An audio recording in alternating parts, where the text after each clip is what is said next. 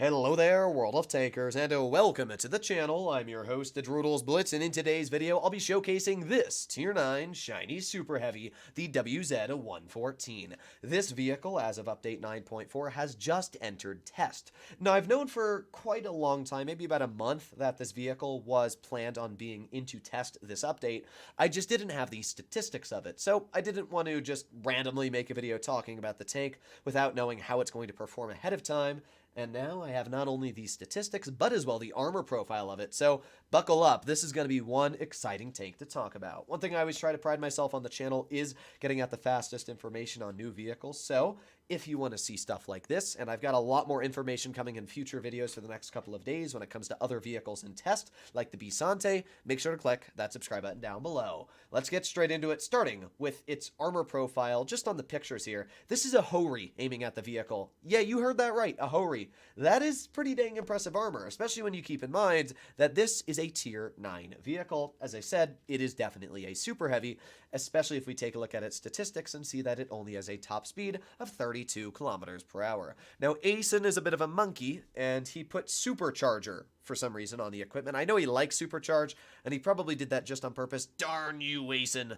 But if you were to put on, which most people do, enhanced gun lane drive, for a vehicle like the Kampfpanzer, you're going to gain about 0.3 seconds on your aiming time. So I would guess for a vehicle like this that has 3.8 seconds of aiming time, it's probably going to be about 3.4 if you're running enhanced gun lane drive. But without going over the gun statistics yet, let's first of all start off with its mobility. So 32 forwards, 14 in reverse. Not super fast, but at the same time, it's pretty good. I mean, especially for reverse speed at 14. Super heavies are always known for actually reversing pretty quick, which is nice. If you put yourself too aggressive, you definitely want to have that speed to back up. So this tank almost going half the speed that it goes forwards in reverse is actually very nice, and I like that about the vehicle. Its power to weight, however, is not very good, only at 12.5. While it says it averages 27, I'm not too sure about that. 12.5 is a really bad power to weight. That's similar to the T110E3, meaning that, yeah, it's not going to be the fastest vehicle. It weighs in at 44 tons, which is actually very light for how large and well armored it is. I'm not sure why it doesn't weigh upwards of 60.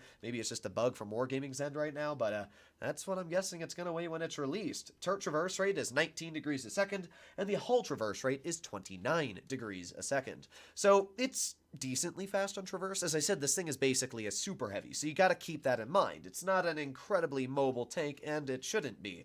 When it comes to the damage per minute, 2,161. And as you'll notice at the top, Asen has put on Gun Rammer, which means if you're running Cali, you're going to lose maybe about 170 damage per minute. So you're going to go from 2,160 to maybe 1,980 damage per minute. Oh boy, it's not the highest DPM. It's around the same as like an M5 with double shot. However, there's a reason why the DPM is so bad. First of all, it's got fantastic armor. Second of all, look at the gun depression. 9 degrees, that is fantastic. This will mean that it's the first super heavy that's sitting really close to 10 degrees of gun depression. And if you add that in with the fact that its penetration and accuracy are through the roof, it's actually quite impressive. Wait until you see how good the accuracy is. So it's got 254 pen. Again, if you're running Cali, probably about 261, 262 around there. Heat has 310. With Cali, it'll be 344, I think. And then HE, pretty nice, 65 millimeters. That means with Cali, you're going to get up to like 75 or somewhere around that. So overall, the penetration values for a Tier 9 are very good, just as good as most Tier 10s. When it comes to the average damage, yes, 470. That's what I'm talking about. The HE Alpha is also pretty beefy at 600. It's about 10 less than what it would be, I guess, if you were to increase the Alpha from a normal 460 gun. But still, very nice HE, very good AP damage. I like that a lot. When it comes to aiming time, as I said, if you are running enhanced gun lane drive, it's only about 3.4 seconds. And when you add that in with 3 or 0.308 dispersion, what the heck, Wargaming? Why does this tank have such an accurate gun? You release a vehicle like the Minotauro, which has absolutely trash gun handling, and then you release a Tier 9 heavy that has this much gun handling for this much alpha gun depression. What the heck? And by the way, look at the turret armor, 280 millimeters thick. The whole tank actually is really dang strong so far.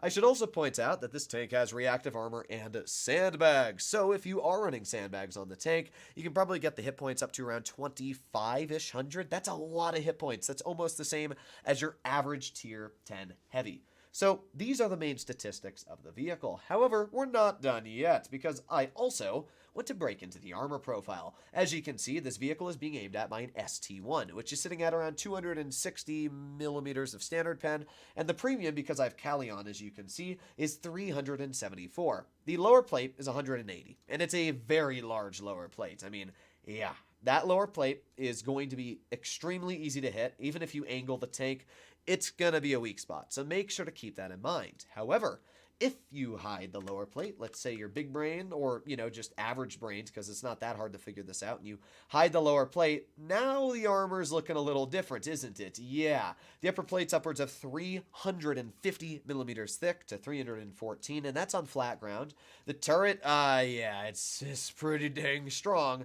Now, it does have weak spots. It has a hatch, 195, and by the way, that's a pretty big weak spot, so keep that in mind. You can hit it from almost every single angle the vehicle is at. Even if it's hull down, it's still a very big weak spot, as you can see. So I like that Wargaming gave it a bit of a balancing factor, but I hate that the balancing factor is a hatch. Why can't you just give it like a weak spot on the turret cheek or something, Why does it have to be a stupid hatch that everybody can shoot and possibly get lucky, by like a 183? That I do not like. I think that's a bad balancing factor, but at least it does have a weak spot, hull down. Now, when it comes to the hull down armor on the upper plate, I mean, good luck. Good luck, even if you load heat. Look at this thing hull down. Upper plate is completely impervious. The turret is also just about impervious. I mean, there's a couple weak spots like there at, 290. But apart from that, this thing is incredibly strong on its hull down capabilities. Side armor-wise, not so great. It's only 97 to 170. I mean, you can side scrape with it okay, as you can see, but not really. I mean, if you over-angle this even slightly at this angle here, you're easily penning the tank. To put into comparison, if we were to get out like an E100 at this angle, another super heavy, the whole tank's red. I mean, it's not even close. You have to angle it to like here before you can still barely even pen the tank. At this spot, now it's a pen. So, I mean, with the 114, yeah, it's quite a bit worse. So keep that in mind. It's a super heavy that can't over angle whatsoever. It's not going to be good at side scraping. Rear armor wise, it is 60 millimeters on the bottom and only about 55 at the back of that little spot there. So if you want to get some nice HEs near a lower caliber gun, you can HE that little window. And then apart from that, it's 62 around the rest. So yeah, its armor is not amazing, but frontally, it's absolutely fantastic. It's kind of like the Minotauro, where I can actually showcase. If we go to the Minotauro, you can see that it's pretty similar in the fact that frontally, the armor is great on this tank, but as soon as you turn it, yeah, the armor becomes absolutely terrible. So I think that's a pretty close comparison. Overall, the vehicle looks very fun. I think the Alpha's great. The Alpha's going to make it super strong for a heavy.